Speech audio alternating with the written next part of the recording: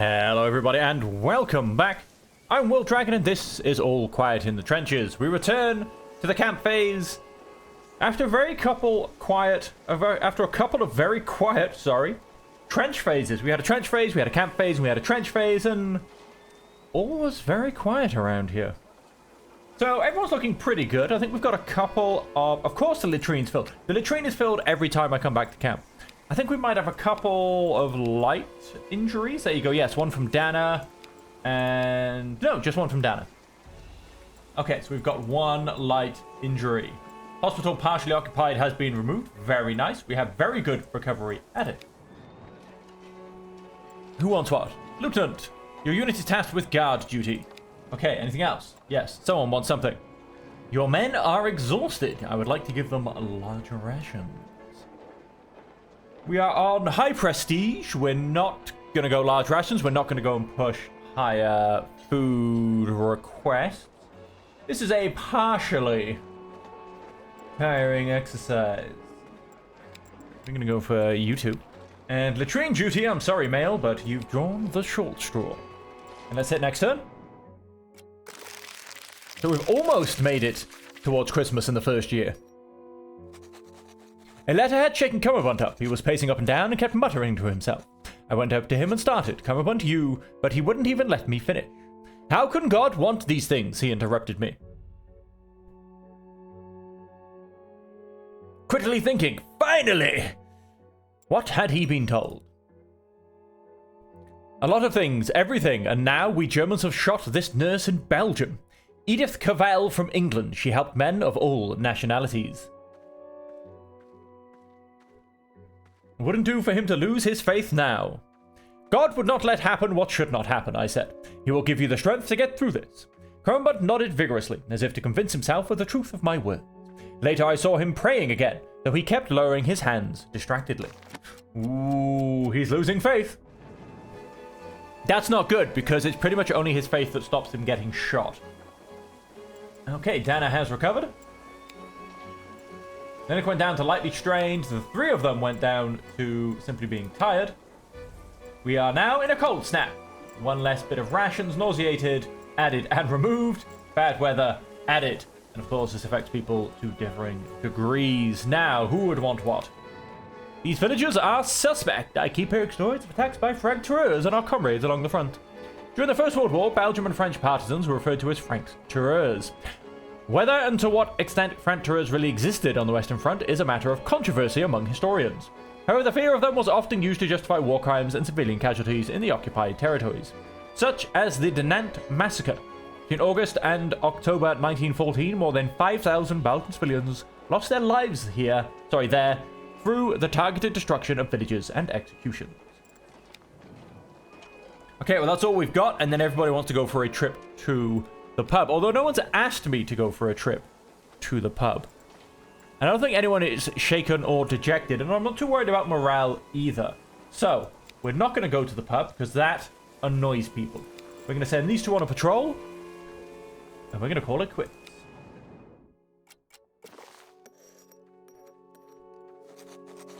I wanted the men to stay alert and reminded them that we could move out at any given moment. Lotz seemed reluctant all of a sudden. He downright hesitated before signaling, like the others, that he had understood everything. When we had finished as a group, the opportunity to approach him about it arose. Are you all right? Lotz bit his lip and did not look me in the eye, but then he straightened up and said firmly, the war has set back the class struggle in Germany. All of us who are fighting here are reinforcing the power of the ruling class. There is no light at the end of the tunnel. I tried to pull him back into the present. Who knows what will happen after the war, I said. There is no use thinking about it in our current situation. All we can do is hold out and do our best not to die. Can you do that? Of course, he said immediately. When I watched him afterwards, he didn't seem particularly motivated. My words probably hadn't really helped him. Oh, that's a shame. He's still a little bit dejected. Okay, these two actually went both up to strained. Belonging removed. Changed down to tired. Tired removed. Rations for 5 turns. What would we like today, von Karlsberg? My unit is tasked with guard duty. Nothing else just yet. Oh, hello. Resupply came in. shipment, but I still had enough in store to make up the difference. Oh, good. We are up to 9 days, 9 weeks, sorry, 9 turns, if you will, worth of food. Sometime we rats. The storehouse is decently full again. I'm going to give them 1 week of double rations. And then we'll go back to single. Who wants what? Mail. We are short of firewood. We have to do something so we do not freeze to death. Cameron Bun and... I'm going to go mail because I think I want Dana. Yes, Dana to get firewood. And so let's hit next turn. I was about to say we've hit December, but it's not going to let me make it. One evening, Lotz came back to camp with a whole crate worth of food. He placed it with the rest of our stock and wandered off, whistling and lost in thought. When our eyes met, he hesitated for a brief, unsure moment before muttering a friendly greeting. I demanded to know where the food had come from. Does it matter as long as we have something to eat? He asked, a little confused, but I did not relent, and after a few moments he gave in to under my stern eyes. I won it, playing cards with soldiers from one of the other units, and well, I couldn't have eaten it all by myself anyhow, so I thought I'd just put it with our stock, Lotz explained. Everything is as it should be then. Please pardon my distrust. It's fine, he mumbled. He seemed a little disappointed, but ultimately gave me a conciliatory nod. Haven't seen that one before. Tired removed, and changed down to tired. Von Karsbrook wants my attention once more. We have 2 prisoners of war in our camp that need guarding until they can be moved to a prison. And that is it. That is all that's going on. We are, however, going to... give 1 more turn of double rations. That crate of food has meant that our rations did not, in fact, go down. So, you're kind of tolerant and you're well rested. And we'll go for Hunt because you are very tolerant. And with that, we will hit next turn.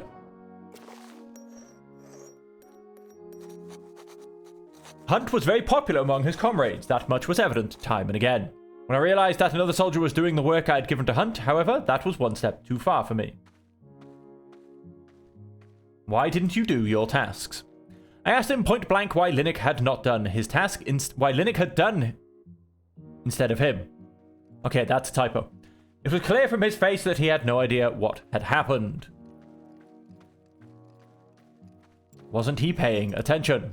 You should be aware of such things. In fact, you should do your tasks immediately so that they don't get left undone in the first place. Get your head out of the clouds and down to earth with us. Hunt swallowed. I left him alone before he could say much more. Purposely, Linux walked through the camp directly towards me. But before I could worry about the reason for his visit, I was already caught up in the positive energy that preceded him. He greeted me with a friendly smile. Good afternoon, Herr Unteroffizier. I've already completed my task for today, so I wanted to ask if there was anything else I could do. You could see the excess energy in his lively nature.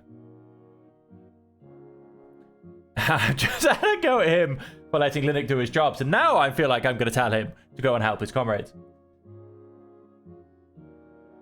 You can lend a hand to your comrades. He followed my gaze and nodded enthusiastically. Done! With that, he headed over to them and offered his help, which his comrades gratefully accepted.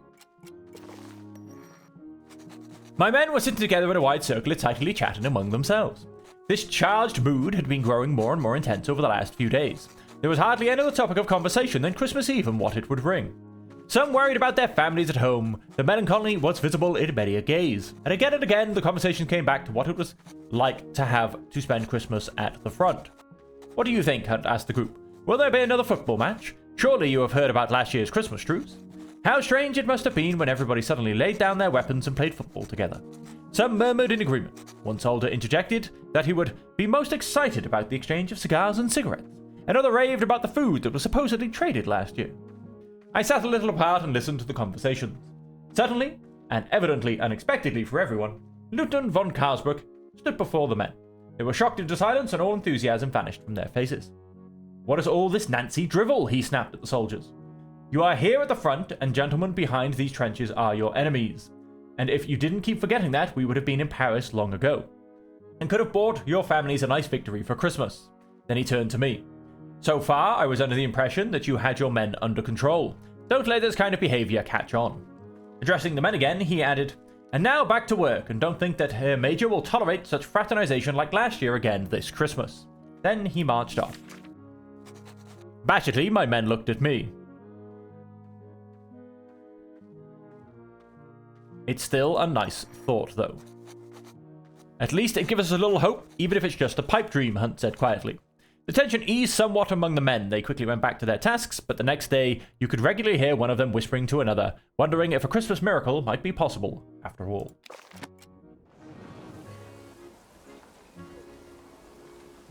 Okay, well, a lot of mood modifiers just disappeared, as did the bad weather.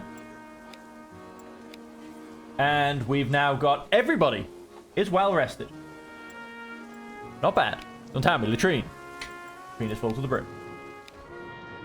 Your unit is tasked with guard duty. And that is all we have. And Commandant is preparing his church service. We are... You know what, let's do one more turn of double rations. And so, latrine duty. That'll be you. And guarding the captives, we'll go for you two. Although... No, wait, let's go for... you two. Next turn. No, wait, probably should be in Hunt as well. I think he is somewhat strong. Lincoln Lot sat around a large pot flanked by sacks full of onions, potatoes, and other vegetables. Slightly plaintively, Linux said, "How can it be that a better tool has not yet been invented for this awful vegetable?" He looked at the onion in his hand with hostility. "It won't cut any faster just because you whine," Lotz commented, unmoved. "I'm not complaining, I'm working on a problem." Suddenly, he jumped up and rushed over to his equipment. Grinning proudly, returned with his gas mask, and thus armed, turned back to the onions. Saying nothing. Impressed, Lotz nodded. "I'm surprised no one thought of that before. Does it help?" Linux shrugged and replied in a hushed voice. "I can hardly tell the difference between the onions and my hands anymore, given how foggy they are. But at least my eyes aren't burning anymore." Laughing quietly, they both turned back to their work. I hoped there would be no repercussions. It'll be fine. A wistful mood is spread among the men. It was a day like any other here in the camp, and yet so different. We knew that. Rationally speaking, nothing set it apart from any other day. What did words like Christmas, contemplation, and world peace mean out here? Out here, where you lived from meal to meal, where a day without losses could be better than a holiday. And yet, each in our own way, we seem to have hoped against hope that something would happen. That something would be different compared to the other days. Maybe something like a miracle. It made this day, in all its ordinariness, all the more difficult to bear. For weeks, the men had been waiting for letters from home, which seemed to be delayed more and more. Heavy clouds hung in the sky, and a nasty drizzle had set in a few hours ago. Not even snow, as if that would have made a difference. But even this long day came to an end at some point. Our work was done, and Lieutenant von Karsbrook had already retired to his quarters. My men and I sat together for a while and warmed our wet bones by a small fire. A few hours ago, Zelensky had beckoned me over and secretly handed me a small bundle, saying, "I know they're stricter this year and don't want to hear about Christmas, but I thought, well, maybe you can bring the men a little joy with this." Now I opened the bundle and held it out to my men. "With best regards from the kitchen." They looked into it with wide eyes. Inside were almost a dozen smoked sausages. They still smelled wonderfully of wood and bacon and home. How Zelensky had come by these delicacies was beyond my imagination. "Man, Zelensky, what a hell of a guy," Lotz exclaimed, and he helped himself with gusto. The others didn't need to be asked twice, and as we sat there munching and sharing stories of home, it felt a little bit like Christmas. And with that, ladies and gentlemen, we are one day past Christmas. Do you know that hurts as well when you feel so good you no longer think about certain things that used to make you feel bad? Is there anything else? We are short of firewood. But he is no longer nauseated. Ha! The sausages did not go down well. Rations, we're going to go back to standard. Which gives us only 5, not 6. Interesting. We were on the lower end. Listen carefully. For reasons of secrecy, you're only finding out about this now, and I want to keep it that way. Our next attack is imminent, so have your soldiers ready to march. It has come to my attention that your men are putting ideas into the heads of other troops, and are now using the gas mask for all sorts of nonsense. I thought you were aware of the respect with which soldiers should treat their equipment. It is outrageous that I have to deal with such a lack of discipline. There it goes. Boom! Into average prestige. So we are going to an engagement next turn. Chop fireword. Nice, strong, big lads will send Antat. You can go and chop that firewood for us. The men wrote letters. Many struggled, as they always did. They stared off into the distance, lost, searching for the right words. How could they tell the people back home about this place? It seemed impossible. This time, Knots particularly caught my eye. He had not put a single word down on paper. I stopped next to him on my rounds.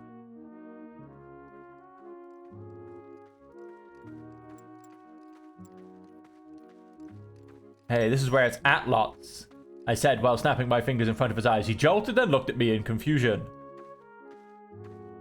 I reminded him of his family. He shouldn't forget everything he had. Don't get lost in negative thoughts, I said gently. You have your family, your children. Even if everything looks bleak right now, you have a future. Weddings, grandchildren, good times. Remember that. Lots' expression changed and he nodded. Yes, the children, he murmured. Maybe they can do better. He breathed a sigh of relief. Hopefully, I had given him something to hold on to in the long run. Okay, we lost some rations and that was it. Gather your men, we're marching into battle. My supplies. Alright, ladies and gentlemen, it's off to a secret battle. What's going on? I have no idea. I think that's my troop that we just... Oh, what is going on? Well, that sounds like gas. That is gas.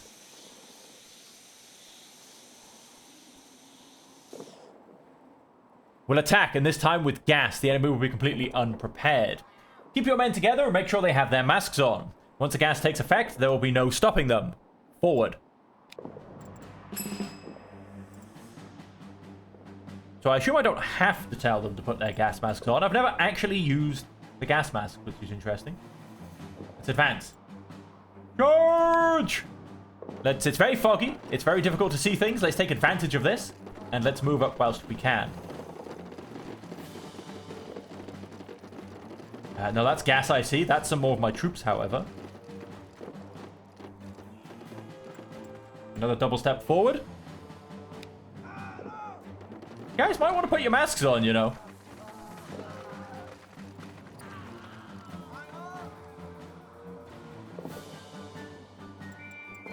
I'm just going to keep charging forward. Oh, gas masks are on. At least his is. His is as well. Two of them are wearing gas masks. Oh, there you go. They all are now. Well done, lads. Well done, lads. Good discipline. Good discipline.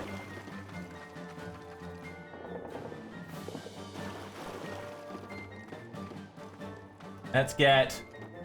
Cannot be suppressed by rifle fire. Oh, what's this all about? In a poison gas cloud. Let's move up once more. Potentially throw a cheeky grenade. Oh, they've gone. They're out of here. Guessing they haven't got the gas masks. I'm going to... It's very hard to kind of try and see where the path through might be. That looks quite blocked. Narrow cover, but it also says it's away from battle.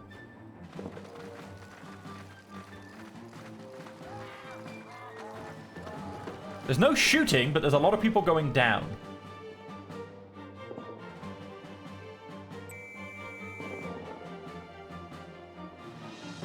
What have we got? I'm going to skip over this way.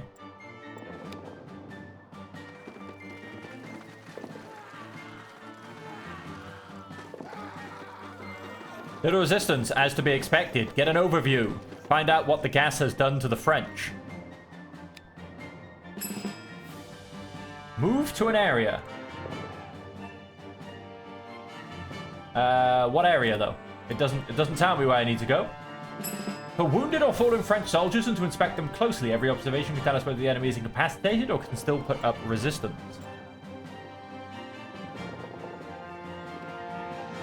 So I'm in essence looking for Frenchmen.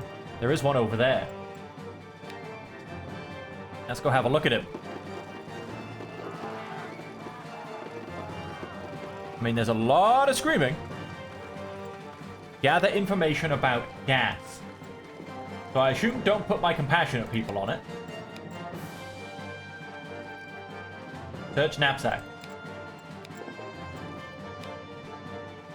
I don't know if it's going to be a battle or a clue finding task. Oh, we got one hobbling off over there.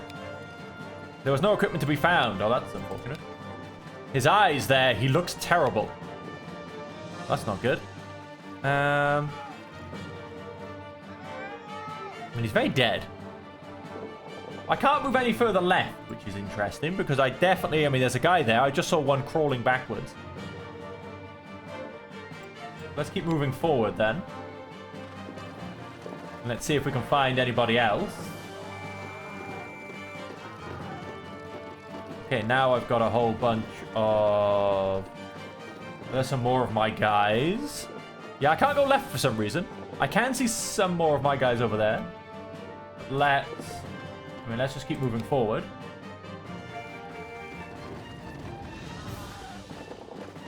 Can't find very many Frenchmen at this point. Like I said, I did find a whole bunch, but I wasn't able to get to them, basically.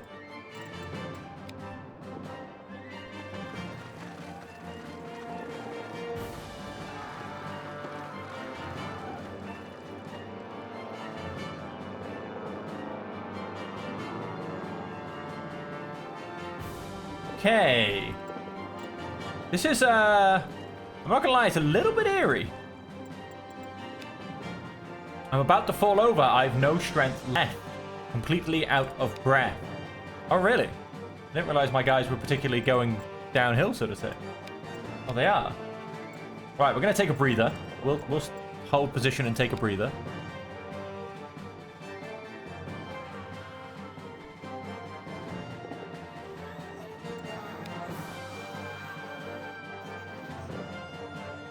No, don't take a breather.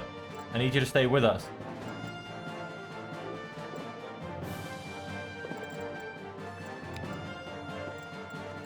Hang on, this looks like my starting area right from the beginning of the game.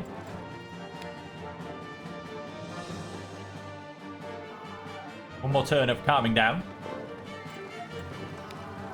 Didn't find any ammunition, but I found some bandages. So a bit of ammunition and first aid supplies. Let's skip across here.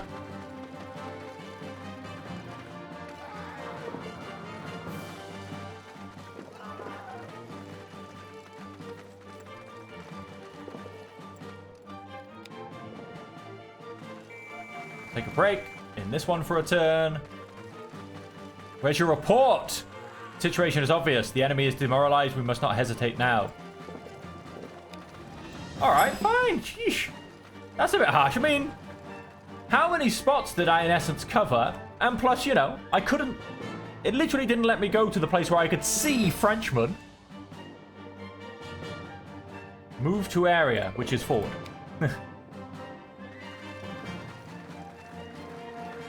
Yeah, it's like it wanted me to gather information, but I'm just not sure who from.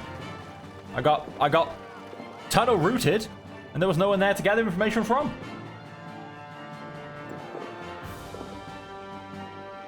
Not entirely sure. So it wanted me to, and I don't know why. See, I feel like there should be a spot over here I can stop at, but never mind.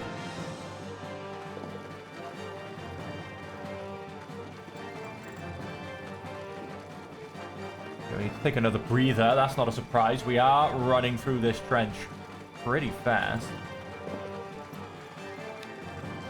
Completely out of breath.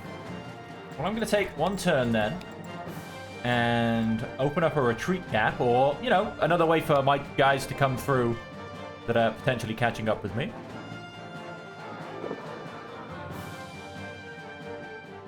Oh, is something happening? Firing! We find Frenchmen?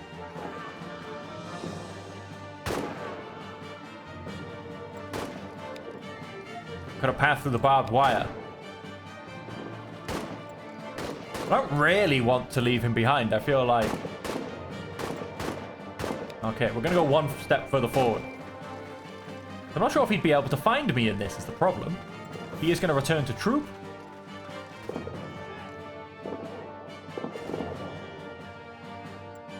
Enemies on the flank.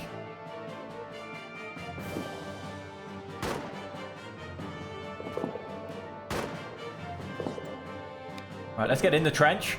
And then we can pause there for a couple of times, do some shooting, throw a couple of grenades. Have, yeah, Hunt try and catch up. He might not get all the way to me, but that's fine. I am going to wait here. Oh, no, look at him go. He did not want to be left behind. The effect of the gas was devastating. The attack was extremely fast, and the enemy was completely unprepared. Their generals must be wondering where their front line has gone. With a bit of luck, we'll make it into the newspapers. I have a feeling we might, my friend. I'm completely out of breath. So what do we... I think we're done. Let's just hit next turn.